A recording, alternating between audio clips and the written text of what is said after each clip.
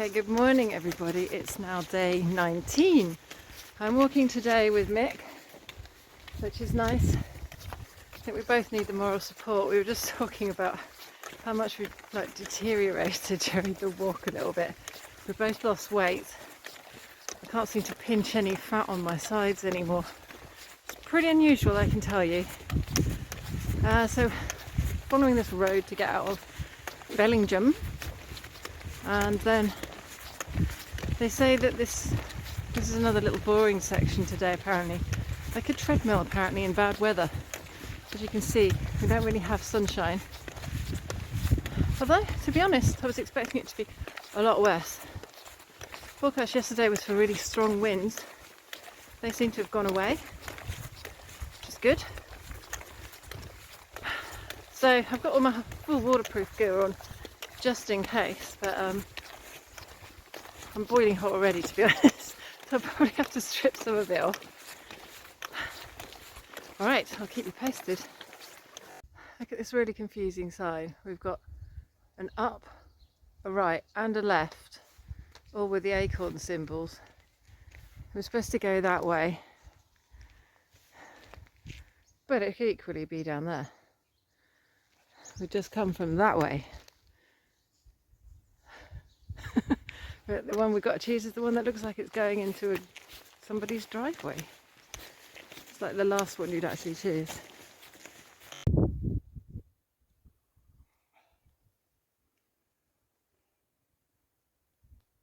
So in this part of the world they have lots of crags. In the distance there you can see this is Collarhugh's Crag. So we're now back in moorland, and there's lots of heather. Nick pacing me out, it goes a little bit quicker, so that's quite good for me today. So basically the summary of the day is we've got moorland, then we've got forest, and it's nice and still right now. There's no wind and it's a little bit hazy, but we've still got some visibility, so it's pretty good walking, to be honest. So we have to cross all these boggy bits, and this one is particularly red, and I've just come across it. I've got red boots, but Mick's got more like trainers on, so he's trying to get across. Yeah, down the end maybe. That looks better. Look at the colour of this earth. Oh, it's raining again now. It's that tiny spitty rain.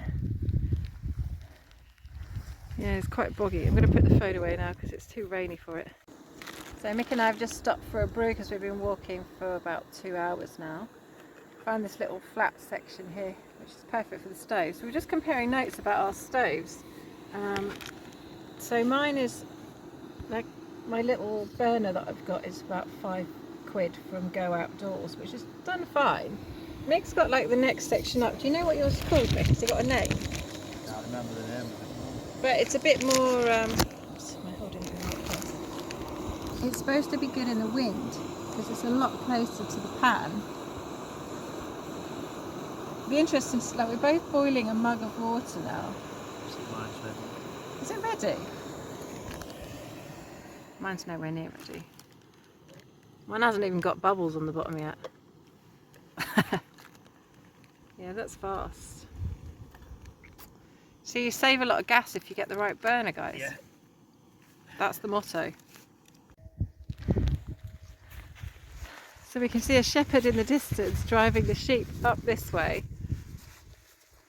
But we're going the other way, which is scaring the sheep back again. So not sure if we're being a pain in the arse for the farmer, actually. We've just seen a sheepdog actually down the bottom there, looking really bedraggled and wet. I don't know if he's with that farmer. He seemed like he was really tired from running a lot.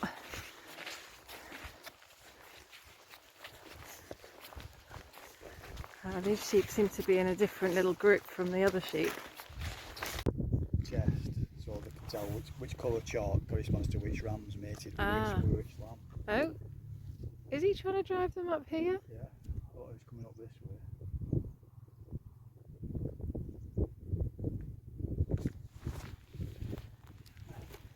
That's going to be fun. Yep, all the coming this way. All right.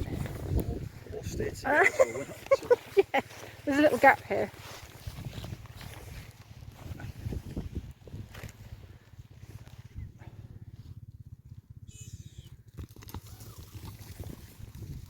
Oh, sorry.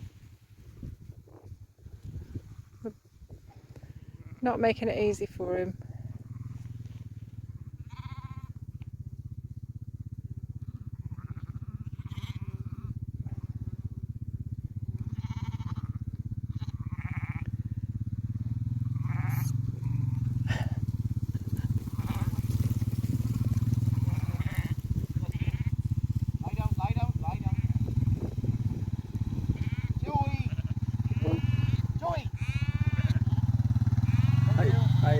Sorry, we're in the wrong place there. Is that your dog over there? Yes. Oh, what's he doing? That I gathered off that far side and coming back up this way. Ah, Yeah. he looked really tired. Sorry? She looked really tired. She's 10-year-old. Is she? Yeah. She knows exactly what she's doing. Right. Yeah, she had a mission for sure. She's just near the gate. Yeah. Yeah. Yeah, I thought so. Thank you. Have a good one. Bye. This is beautiful with all the heather, isn't it? The colours. Can we see the forest? I can't see. Not the forest. That might be the edge of it over there, I guess. So there's a little. What are you? Are you a toad or are you a frog? I don't know. There's little bobbly bits. Could be a young toad. Yeah. Cute nonetheless. This is Whitley Pike we just arrived at. This seems to be the pinnacle, just a stick, but fair enough. Over there we can see another hill, and I don't know if it's showing on the camera, but there's a monument on the top of it. Yeah, there you go. We're not actually going to visit the monument, but we walk to the left of it, sort of go around that one, and now we can see a bit of forest action in the background. So we're just passing Pennine Hill. Be happy to get in the forest, to be honest, because this is really hard walking. We've been pushing through like heather paths, and now we've got some slabs, which is a bit easier, but back there it was just kind of rocks and it's a bit hard going, no, Mick? Yeah. My feet are aching a lot. So there's some kind of crag here, can't tell you what it's called, I'm afraid. We've got a little break in the weather because it was raining quite heavily a minute ago, so I've just whipped out my video camera to give you a bit of footage, but I can't really do that when it's raining. But it's mainly up here, sort of heathery ground, and then we're down to the left and in the forest. We saw a sign back there on the, like a big pole, for the Forest View Inn, to book for camping. So I gave them a call, booked us in for tonight, and she said it's free if you eat in the restaurant. So that's kind of nice. They've got showers and things. Yeah, so that's how it is. God, that was a really hard section. There's so many flies around. We're just climbing up this hill. Mick's just behind me down there somewhere. There's just this cloud of flies and mosquitoes, like hundreds of them, all around our heads. There's still some buzzing around me now. Luckily they started to go away. It's not pleasant, and with the steepness of the climb you feel like you're trying to run away from them. Whew. We're both quite hungry. We're looking for a lunch spot, but obviously sitting in amongst all that lot wasn't going to be pleasant. There's a little bit of breeze up here which is helping make them go away. Luckily. How horrendous was that?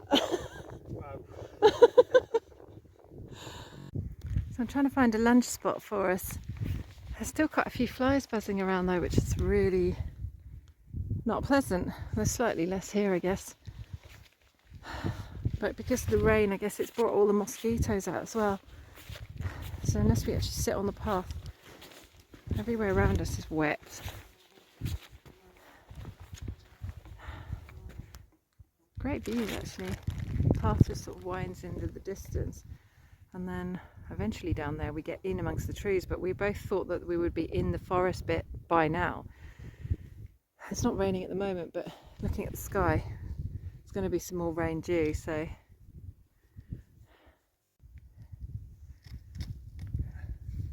look at this sky. That's all coming our way by the look of it. It's quite striking with the trees though.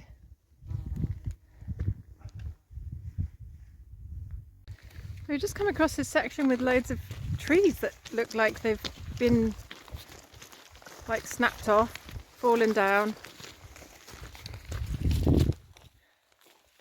Some of them seem still alive. Like that one's very green still, like it happened quite recently. But I can see at least 3 others down here.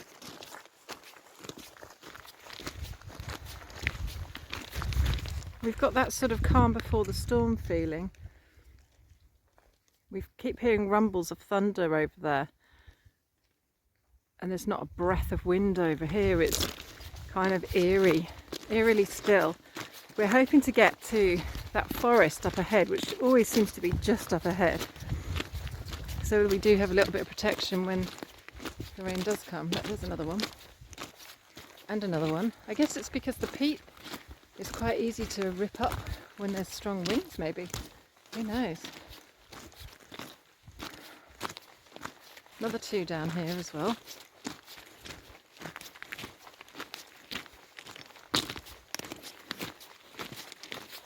So our lunch spot got interrupted by rain.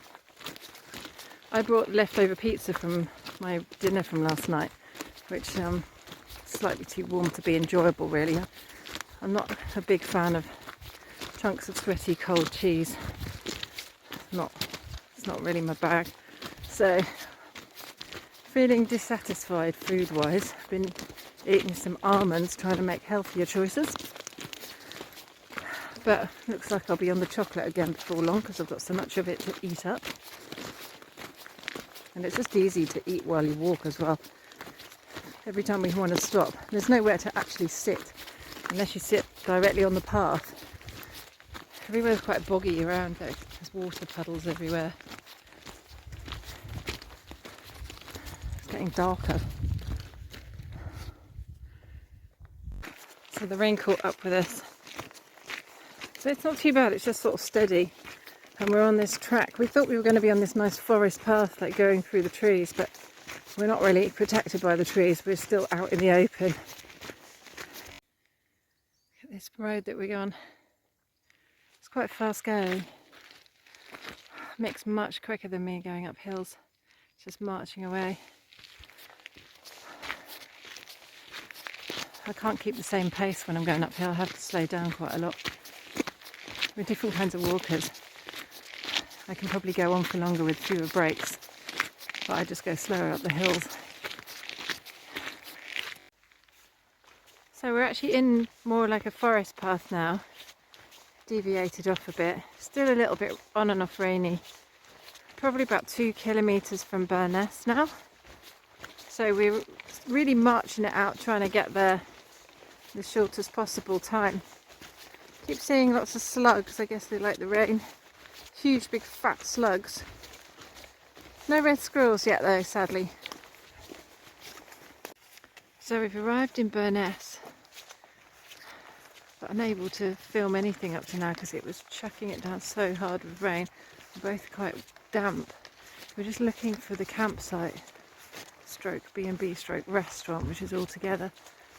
This seems to be like the whole village, but she said it was 2 terrace houses joined together with a conservatory, which may or may not be that one. Can't see anything fitting that bill. I think we just need to ask. So as you can hear, it's raining and I'm in the tent in Byrness. That's right, yes, Byrness. Losing track a little bit of the days. And everything's been okay, but it was a very wet afternoon, so I couldn't do much filming. There was a pretty stream or two, but my phone was just getting so wet because I was using it for navigation. But we're in a really nice spot. I'll try and show you later. There's like a conservatory dining room. There's this tiny little space here with a couple of tents on it. And it's free camping if you eat in the restaurant.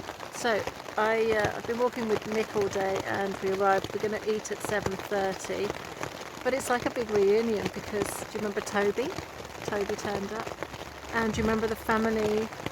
There was Anna, Carolyn and Derek. They've turned up as well. There's two other ladies who I haven't actually met, but other ones know them. So it's like a really nice sociable thing. And the food looks really nice. I'm going to have a veggie haggis for dinner, which apparently is delicious. Unfortunately, it's 5 o'clock and I'm starving and I've got to wait another 2.5 hours for dinner. So I'm going to try. It's not going to be that hard. I'm going to eat some of my food. I actually got some veggie samosas and things from the co-op yesterday. And of course I need to make my pack lighter. So now there's an option for tomorrow, staying here another night and getting a taxi back from Windy Gyle instead of having to wild camp. And it seems that there's, I don't know after the rain, but it seems that there's no water up there and wild camping just seems a bit grim right now, especially so close to the end. So I'm going to share a taxi with Mick, that's the idea, and come back and spend another night here and probably eat with them as well. So it all seems fine. And then we walk the last day to Kirkyeton. We've only got 2 days of walking left. Who can believe that? I can't. It's going to be weird to finish, but at the same time quite a relief, I think, to go home and wear different clothes, you know? Yeah, a bit of a fashion thing maybe, you know, rather than just practical things. Like wash my hair and put some nice conditioner in it and, you know, nice things.